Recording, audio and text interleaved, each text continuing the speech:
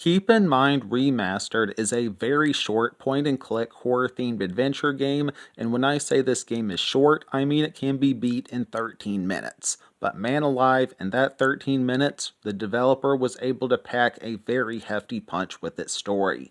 A breakdown of the story is as follows. You play as a man named Jonas, who's struggling with mental illness, addiction, and massive guilt, and is kind of just shut down and pushed everything away, even those who really love him, like his wife.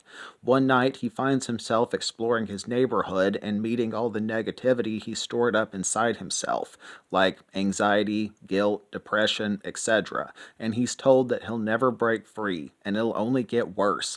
And we learn that a lot of this was caused by a childhood accident where his little brother fell off a slide and died because Jonas wasn't watching him.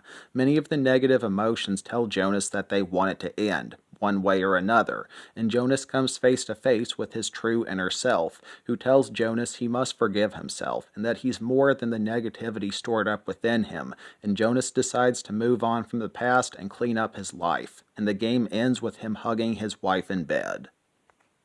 Now, my breakdown doesn't fully do this game justice, but that's Keep in Mind story in a nutshell. This title is officially labeled as a horror game, and I definitely see some horror elements, but calling this a horror game is kind of a stretch. You really only have some creepy monster slash emotion designs and some creepy sound effects with, I guess, some semi-creepy dialogue. I mean, this game probably would have scared me as a kid, but as an adult, nah. On a different note, I do really like the graphics of this game. It's simple, but gets the job done 100%. Gameplay wise, you walk around and press A, I believe it was, to interact and speak with the monsters. Pretty simple there, and this title does have controller support, and even has Steam trading cards, believe it or not.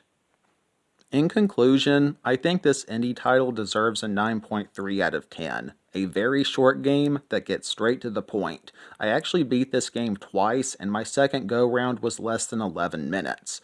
Honestly, not a ton of replay value, but it's an enjoyable experience.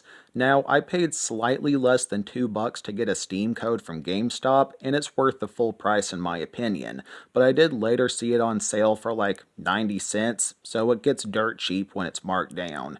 Not really sure if I have many similar games to suggest, honestly, but if you want a game with an emotional ending, maybe check out the beat 'em up Charlie Murder. That game is awesome, and I have reviewed it, link in the end card and description.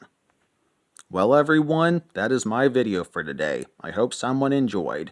For any newcomers to my channel, I mostly play, review, and discuss zombie and horror games, so feel free to check out some of my other content if that maybe sounds interesting. Always remember that God loves you all very much. Have a blessed day. Peace.